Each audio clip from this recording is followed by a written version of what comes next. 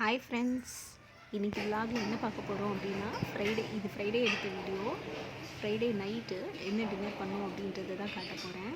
Already work அதிகம் எனக்கு, அதனால ஈவினிங் வந்த உடனே பார்த்து விளக்கி வச்சாச்சு. அதுக்கப்புறம் டின்னர் இட்லி பண்ணலாம் அப்படின்ட்டு இட்லி மாவு ஊற்றிட்டுருக்கேன். இப்போ இட்லி ஊற்றியாச்சு தட்டில், அதையும் வச்சு இட்லி பண்ணிய மூடிடலாம். இட்லி ரெடி ஆகிடும்.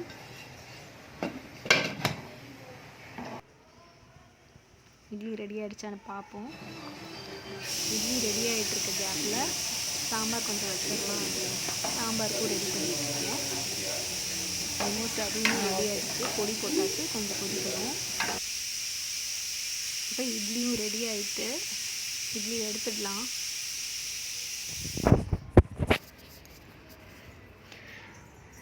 சுட சுட இட்லி ரெடி ஆகிடுச்சு. அடுத்து சாம்பாருமே ரெடி ஆகிடுச்சு. இஞ்சி துவையல் இருந்தது, அதனால சாம்பார் கம்மியாக தான் வச்சேன். இது காலையில் அரைச்சது. பாப்பாவுக்கு மட்டும் இட்லியை பொடி போட்டு கொடுத்துடலாம் அப்படின்ட்டு இட்லி பொடியை அடுப்பில் எண்ணெயில் தாளிச்சிட்டு இட்லியை குட்டி குட்டியாக கட் பண்ணி அதையும் அதோட மிக்ஸ் பண்ணி அவளுக்கு கொடுத்துருவேன். அவளுக்கு இது ரொம்ப பிடிக்கும்.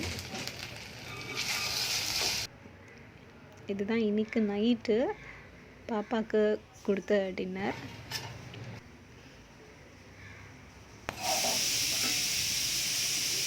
உங்களில் எத்தனை பேருக்கு இந்த மாதிரி இட்லி பொடி போட்டால் ரொம்ப பிடிக்கும் அப்படின்றத சொல்லுங்கள் கமெண்ட்ஸில். இது ரெடி ஆகிடுச்சு, அவளுக்கு கொடுத்துடலாம். இதை